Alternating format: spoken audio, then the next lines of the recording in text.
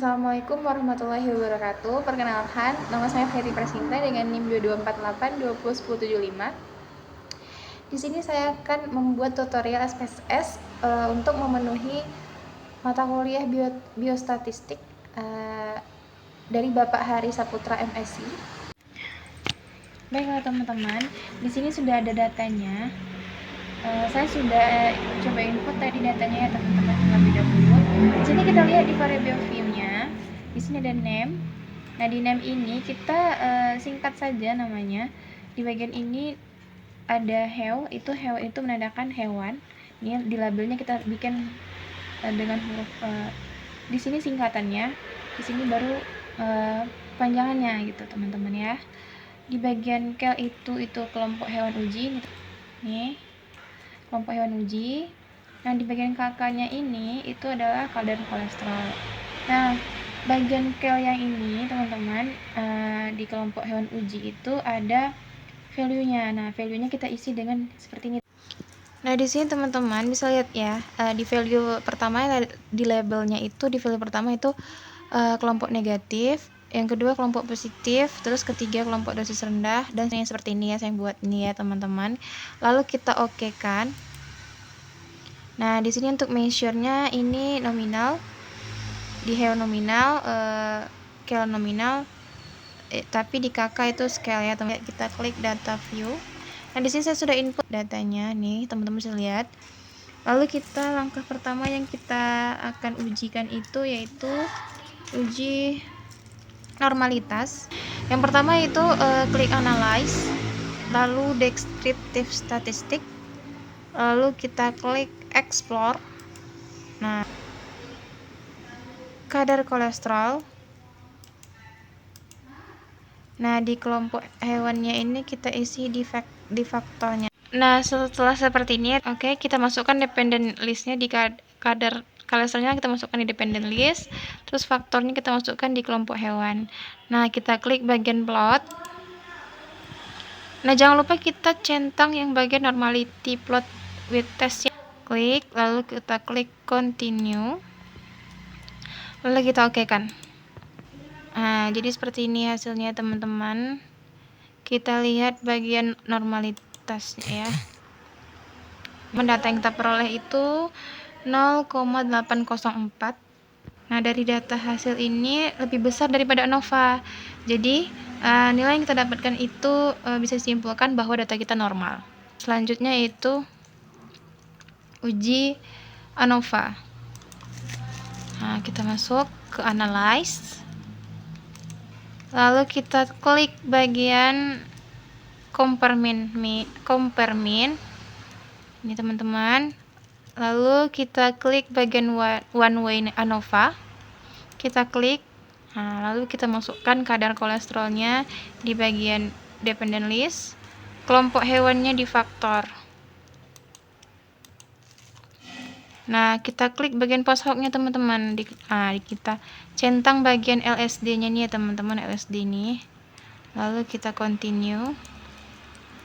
Lalu kita klik bagian option. Nah, di sini kita centang bagian homogeneity of variant test. Lalu kita continue kan. Nah, di sini kita klik ANOVA. Nah, kenapa di sini kita lihat bagian stick-nya ya teman-teman. Di stick ini 0,00. Berarti ada perbedaan di data kita tersebut. Jadi kita lihat di bagian post hoc testnya. Nih. Nah, di sini kita lihat ada kelompok negatif dengan kelompok dosis rendah itu memiliki perbedaan ya teman-teman. Jadi kita akan melanjutkan uji Kruskal-Wallis, tapi sebelum itu kita ubah datanya dulu, data ini menjadi data kategorik. Nah, caranya itu teman-teman, kita klik bagian transform, lalu kita klik bagian record into difference variable. Nah, di sini kita masukkan kadar kolesterolnya. Kita klik ke sini, kita masukkan name-nya itu KK2, lalu kita masukkan labelnya itu kategori kadar kolesterol. Nah, setelah seperti ini teman-teman, setelah kita ubah, kita change, lalu kita klik bagian all and new value. Nah, kita masukkan value yang di sini. Jadi teman-teman, di sini saya singkat saja ya teman-teman. Di sini kita udah isi data-datanya. Di value tadi itu 90 sampai 119. Di value kedua itu 120 sampai 130. Di value ketiga ini 140, tapi kita nanti ketiknya di sini ya teman-teman, rect value drop highest itu 140. Lalu kita continue kan. Lalu kita klik OK. Nah, ini hasilnya teman-teman. Nih, kita bisa lihat data kita tadi. Nih, sudah muncul kan teman-teman KK2-nya. Nih. Nah, jadi kita ubah dulu ya teman-teman di variable view-nya. Di bagian desimalnya kita nolkan saja. Dan di bagian ini value-nya kita isi seperti ini ya teman-teman. Nah, value 1 normal, sedang, sama tinggi.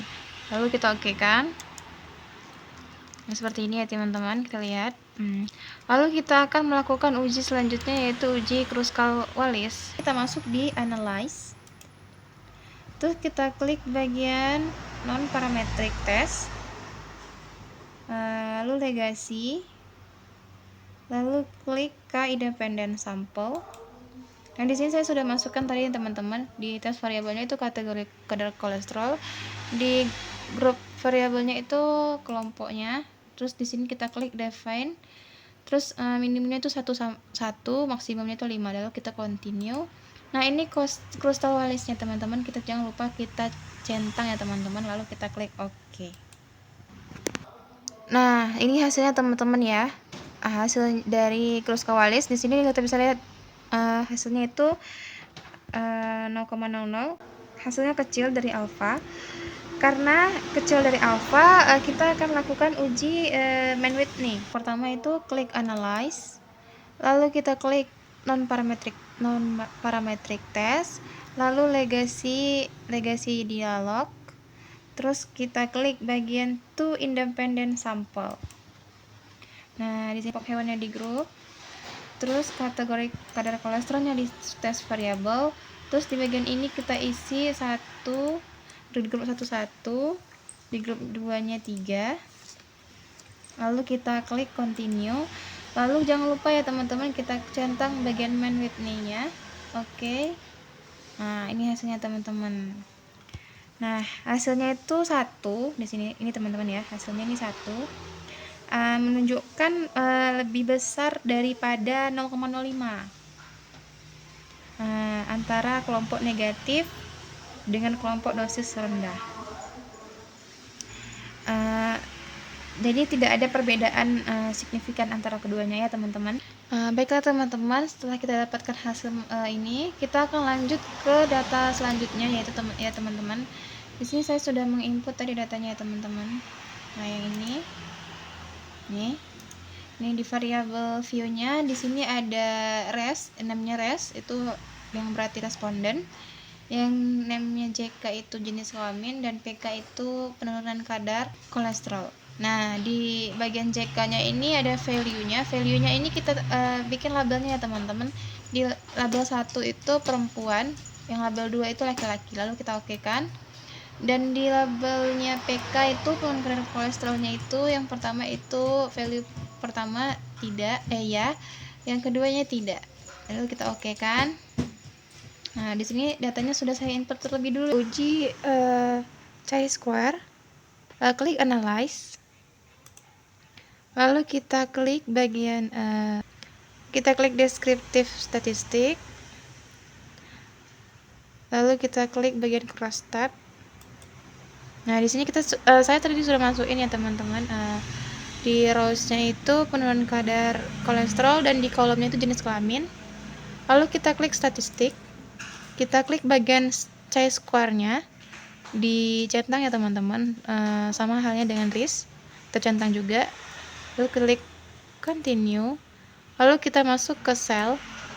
Jangan lupa kita klik bagian observe, expect row dan kolom, kita centang ya teman-teman. Lalu kita continue kan, dan kita oke kan. Nah, ini ya teman-teman hasilnya.